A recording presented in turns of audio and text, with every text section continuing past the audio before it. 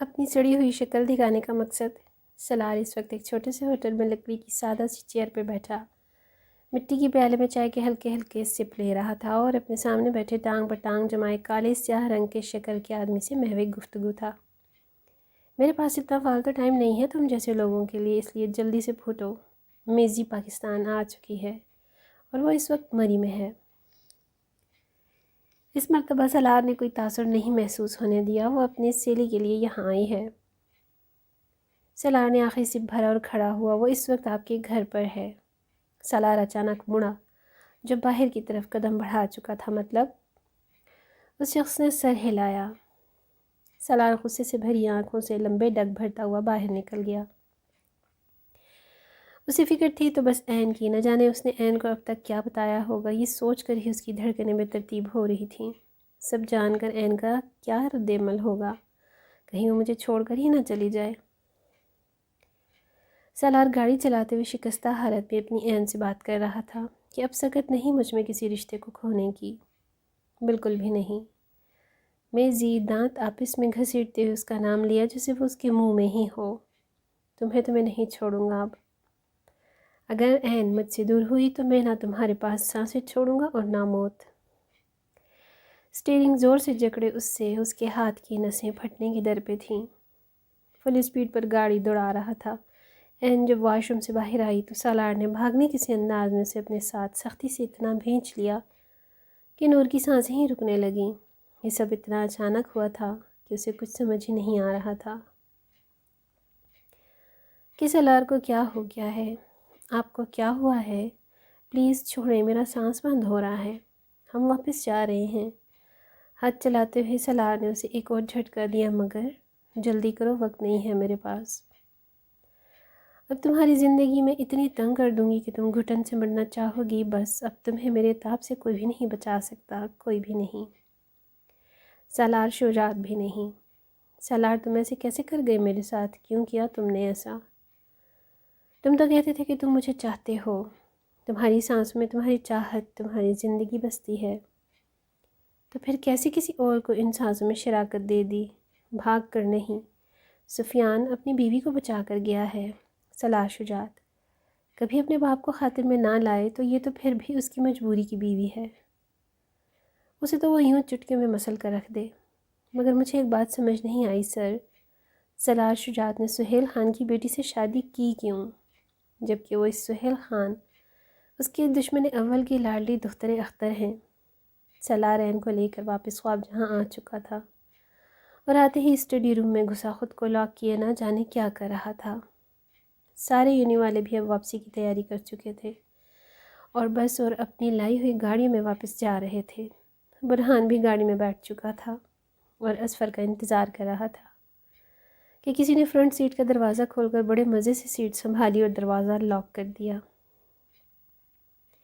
برہان نے جب دیکھا تو سامنے بڑی شان سے رباب صاحبہ بیٹھی ہوئی تھی۔ اوہ، تو تم کس خوشی میں بیٹھی ہو یہاں؟ اٹھو یہاں سے، یہاں اصفر سے بیٹھنا ہے، ویسے بھی ناراض تھا وہ مجھ سے، بڑی مشکلوں سے راضی کیا ہے۔ ہاں تو برہان صاحب، پھر تو آپ کو نکاح بھی اپنی گرل فرینڈ اصفر کے ساتھ ہی کر لینا چاہیے تھا، مجھ جیسی بیچاری ناری سے کیوں کیا؟ ہاں برہان جو فل گاڑی چلانے بلکہ بھگانے میں لگا ہوا تھا کیونکہ موسم کے تیور کچھ اچھے نہیں لگ رہے تھے، رباب کی اتنی عزت افزائی پر فوراً سے بریک لگائی جس سے گاڑی سڑک کے بیچوں بیچ رک گئی تھی، جبکہ برہان گردن مڑے حیرت سے منہ کھولے رباب کی طرف دیکھ رہا تھا جو برہان کی ایک دم بریک لگانے سے اپنا سر ڈیش بورڈ سے بمشکل بچائے دل پر ہاتھ رکھے لمبے لمبے سانس لے رہی تھی۔ میاں جی کیا کرتے ہیں؟ کیوں بھری جوانی میں بیوہ ہونے کا شوق چڑھ گیا ہے آپ کو؟ ابھی مجھے کچھ ہو جاتا تو؟ ویٹ، پہلے تو لڑکا بیوہ نہیں رنڈوا ہوتا ہے سر، وہ آپ کے لیے انویٹیشن کارڈ آیا ہے۔ یہ چھوڑ دے، بیچ میں تم کیوں بیٹھ گئی؟ ہاں ابھی یہ کنفرم نہیں ہوا کہ یہ تمہاری پکی والی بیوی ہے۔ اماں بھی کی زبان کو کہاں چین تھا کہ وہ چپ کر جائیں، راستے میں بھی وہ بیچارے ڈرائیور کے کان پکاتی آئی تھیں، اب سچ شکر کہ ڈرائیور کی جان چھوٹ کر ان کی جان ہاتھ میں آ گئی۔ اچھا تو پھر یہ کب کنفرم ہوا ہے کہ یہ میری کچی والی بیوی ہے؟ نور ریسٹورنٹ پہنچ چکی تھی اور اپنی چیئر پر بیٹھے منزی کا انتظار کر رہی تھی۔ کھانا کھاتے ہوئے میزی نور سے اپنے ہسبینڈ کے بارے میں کافی باتیں کرتی ہے کہ وہ کیسا ہے کیا کھاتا لیتا ہے۔ نور کو لگتا ہے جیسے میزی سلار کے بارے میں بتا رہی ہو، کیونکہ اس کے ہسبینڈ کی ایک ایک عادت سلار سے جو میل کھاتی تھی۔ سلار نور کے چہرے کو دیوانہ وار دیکھتے ہوئے نم آنکھوں سے مسکرا رہا تھا۔ نور کا چہرہ لال سرخ ہو گیا تھا، اس کا دل کر رہا تھا کوئی مچھلی آئے اور آ کر اسے سلار کی مضبوط حصار سے چھڑا دے، کیونکہ اس کے حصار میں نور کو اپنی سانسیں تھمتی ہوئی محسوس ہو رہی تھی۔ سلار نے اپنا ماتھا نور کے ماتھے سے ٹکرا کر ضرب لگائی۔ نور کانپنے لگ پڑی، پھر سلار نے اپنا چہرہ اس کے چہرے سے مسکراتے ہوئے گردن میں چھپا لیا۔ نور کے وجود سے خوشبوؤں کی بخاریں پھوٹ رہی تھی، اپٹن، گلاب کا عرق اور مختلف پھولوں کی ملی جلی خوشبو اس کے نتنوں کے ذریعے اس کے اندر تک سرایت کر رہی تھی اور وہ اسے مدہوش کر رہی تھی۔ سلار جو اسے اپنے پر بیتے ایک ظلم کے ایک ایک پل اور ہر لمحے کی داستان سنانا چاہتا تھا، اسے اپنے ساتھ اپنے پاس دیکھ کر سب کچھ بھلا بیٹھا تھا۔ یاد تھا تو بس اتنا کہ اس کی عین اس کے پاس ہے، اس کے قریب، بے انتہا قریب۔ سالار کو اندازہ ہی نہیں تھا کہ اس کی سخت گرفت کسی نازک جان کو تکلیف پہنچا رہی ہے، وہ تو بس عین کو سختی سے اپنے اندر بھینچ لینا چاہتا تھا کہ کوئی بھی اس کی عین کو اس سے چھین نہ لے۔ نہ جانے کیسا ڈر تھا جو سالار کے دل کو دہلائے دے رہا تھا، کسی پل سکون نہیں تھا اسے۔ جتنا اسے سختی سے اپنی آغوش میں چھپانے کی کوشش کرتا، اسے اتنا ہی عین اپنے سے دور جاتی محسوس ہوتی۔ جب سے میزی نے وہ سب کیا تھا، تب سے سالار کو ایک عجیب سی گھٹن نے گھیر رکھا تھا۔ سالار عین کی خوشبو میں ہی الجھا ہوا تھا کہ اسے عین کی سسکی سنائی دی۔ عین، کیا ہوا میری عین کو؟ سالار بے قراری سے اس کا چہرہ تھامے اس سے بے چینی بھری آواز میں پوچھ رہا تھا، اور ساتھ ہی اس کے چہرے پر بے تحاشا بوسے دینے لگا۔ نور جو سسک رہی تھی سالار کی اس طرح دیوانہ وار رد عمل پر، بت بنی اسے بھیگی پلکوں سے دیکھنے لگی، جو ابھی تک اپنی اسی فعل میں مصروف تھا۔ نور نے بے ساختہ اس کے لبوں پر ہاتھ رکھا۔ سالار ایک دم رک گیا اور پھر ایک نظر عین کے ہاتھ کو دیکھا اور پھر نظروں کا رخ عین کی طرف کیا، جو سبز بھیگی بھیگی آنکھوں سے اسے ہی دیکھ رہی تھی۔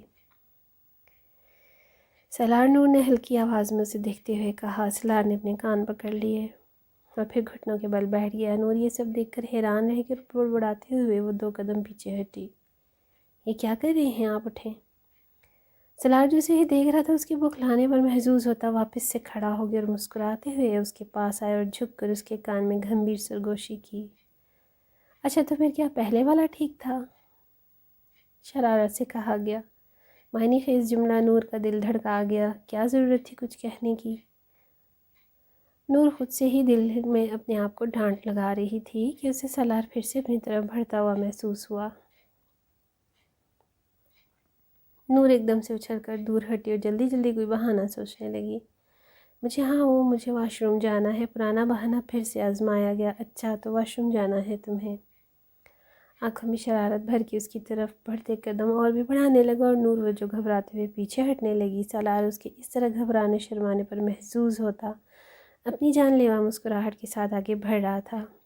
ٹھیک ہے، سمجھ آ گیا، تم نے مجھے کہا ہے، یعنی کہ تم اب اس کے آگے بڑھو۔